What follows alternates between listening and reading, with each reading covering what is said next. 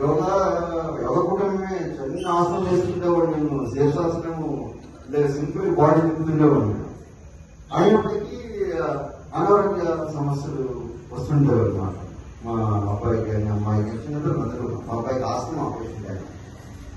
Asthma చిన్నప్పుడే 2 years asthma attack అవుతుంది అనమాట. అయినా యోగాలో తగ్గింది కాదన్నమాట.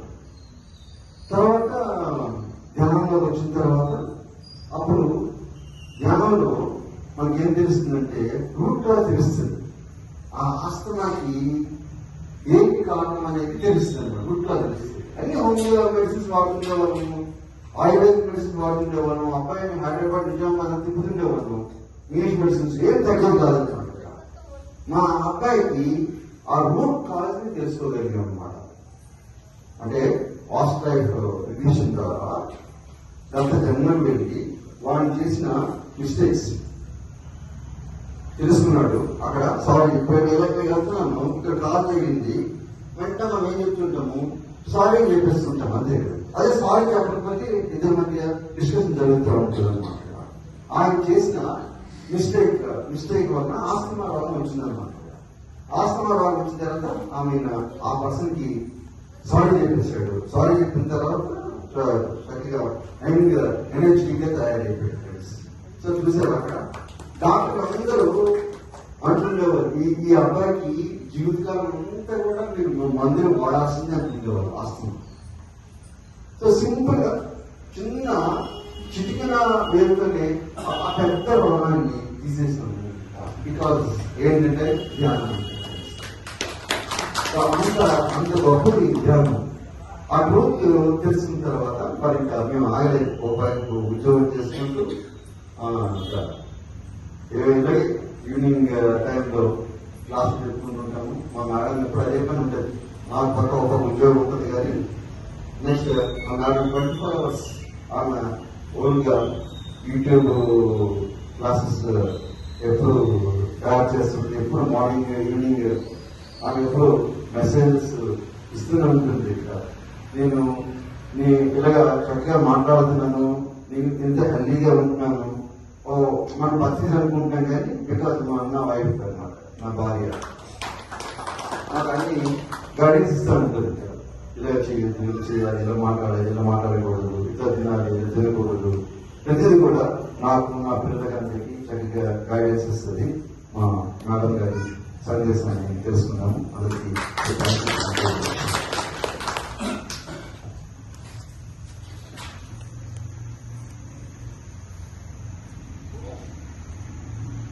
అందరికీ నమస్కారం.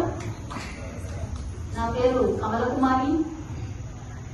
మా వారు అప్పలనాయుడు గారు, ఆయన బీఈడీ కాలేజ్ ప్రిన్సిపల్, నేను గృహిణి హౌస్ వైఫ్.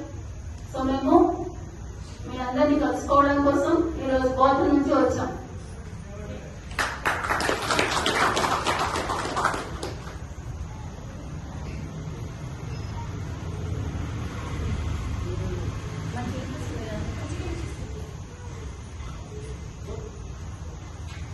సో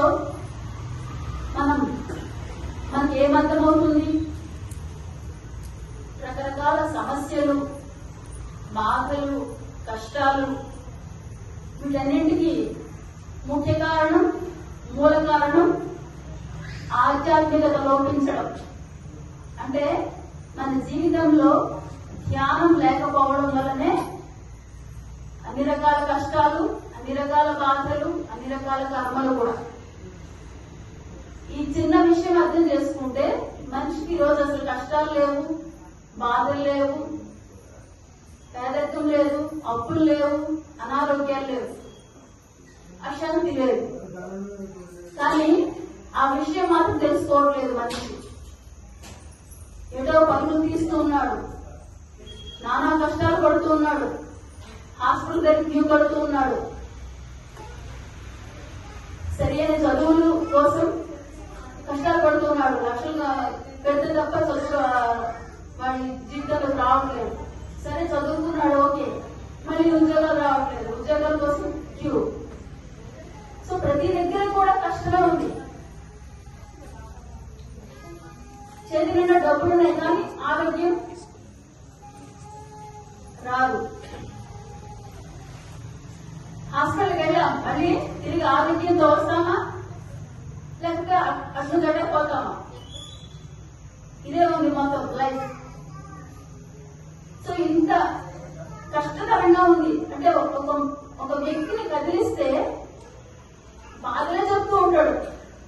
ఒక వ్యక్తి కూడా నేను చాలా హ్యాపీగా ఉన్నాను, నేను ప్రశాంతంగా ఉన్నాను, నాకు హాయిగా ఉంది, నా జీవితం అద్భుతం అని ఒక వ్యక్తి కూడా చెప్పడు.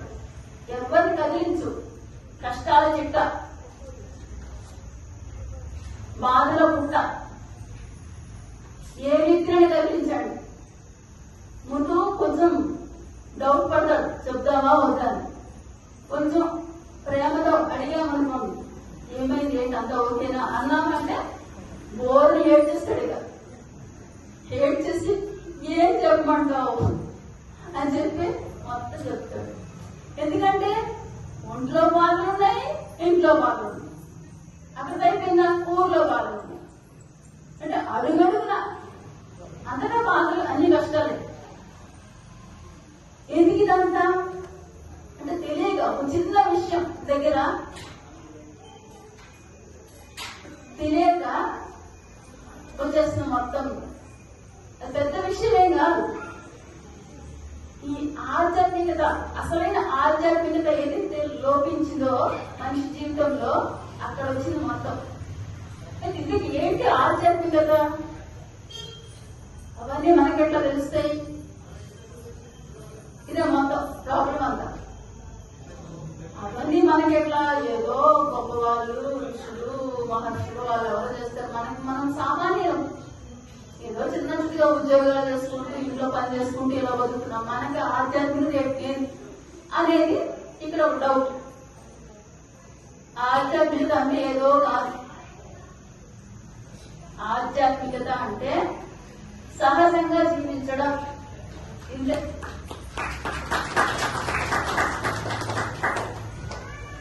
మనకి తెలియక అసహజంగా జీవించేస్తున్నాం. ఏదో ఏటో అలా వెళ్ళిపోతూ ఉన్నాం. వాడు బిల్డింగ్ కట్టుకున్నాడు, నేను బిల్డింగ్ కట్టాలి. వాడు బంగారం కొట్టుకున్నాడు, నేను కొనుక్కోవాలి. వీళ్ళు ఇది చేసుకోవాలి, నేను అది చేయాలి. ఇట్లా సమాజం ఎటో తీసుకెళ్ళిపోతుంటే ఎటో ఎటో ఎటో వెళ్ళిపోతూ ఉన్నాం మనం. ఇది అసలు అజ్ఞానం అన్నమాట. ఆ వెళ్ళిపోతే ఎక్కడికి వెళ్ళిపోతున్నాము? భగవంతుడు దూరం వెళ్ళిపోతున్నాం, మనకి మనం దూరం వెళ్ళిపోతున్నాం, సత్యానికి దూరం వెళ్ళిపోతున్నాం, సహజత్వానికి దూరం వెళ్ళిపోతున్నాం.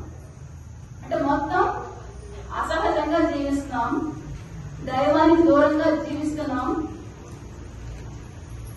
ఆధ్యాత్మిక అంటే తెలివి కూడా వెళ్ళిపోతూ ఉన్నాం, మొత్తానికి ప్రాపంచికతలో మునిగిపోతున్నాం. అది అసలైన విషయం. ఎప్పుడైతే మనం అలా ప్రాపంచికతలో మునిగి